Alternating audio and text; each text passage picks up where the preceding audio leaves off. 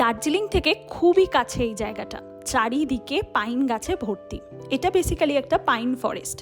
আর এই যে সরু রাস্তাটা যাচ্ছে, এটা একদম পাহাড়ের ওপর সোজা যাচ্ছে। একটা লেক বা পন্ড ওখানে আছে, যেটা দেখার জন্যই সবাই হেঁটে হেঁটে একদম ওপরে উঠছে। বাট আনফর্চুনেটলি আমরা যেতে পারিনি। তোমরা বলো তো জায়গাটা কোথায়? এটা ভীষণই ইনস্টাগ্রামেবল একটা জায়গা। এটা ফেসবুক, ইনস্টাগ্রামে অনেকেই গেছে এবং ছবি দিয়েছে, তোমরা দেখেছো। ভীষণ সুন্দর জায়গাটা। জানুয়ারি মাসে যখন আমরা দার্জিলিং গিয়েছিলাম, আমরা আগে থেকেই ভেবেছিলাম এই জায়গাটা ভিজিট করব। আর সেই মতোই আমরা একদিন এই জায়গাটায় চলে যাই। এবার তোমরা বলো এটা কোন জায়গা? ভিডিওটা পজ করে কমেন্টে লিখতে কিন্তু ভুলো না। আচ্ছা, আমিই বলছি।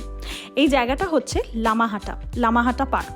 ভীষণ সুন্দর, যেখানেই দাঁড়াবে সেখানেই মনে হবে ছবির ব্যাকগ্রাউন্ড। এটা ভীষণ সুন্দর সুন্দর ছবি ওঠে।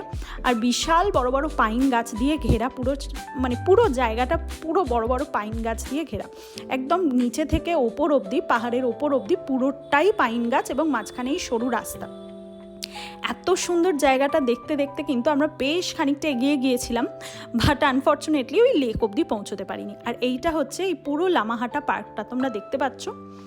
আর এরপর আমরা চলে যাই আরেকটা জায়গায়। লামাহাটা পার্ক ভিজিট করে আমরা এই যে টি গার্ডেনটা দেখছো, এখানে চলে এসেছি। ভীষণ সুন্দর জায়গাটা। এটা হচ্ছে তিনচুলে। ভীষণ সুন্দর জায়গা। তোমরা যারা নেক্সট দার্জিলিং যাবে, তিনচুলে আর লামাহাটা ভিজিট করতে কিন্তু একদমই ভুলবে না। অসাধারণ জায়গাটা।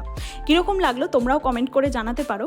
আর যারা ফেসবুক থেকে ভিডিওটা দেখছো, প্লিজ একটা ফলো করে দিও। ইনস্টাগ্রাম থেকে দেখলেও ফলো করে দিও। Tata, by.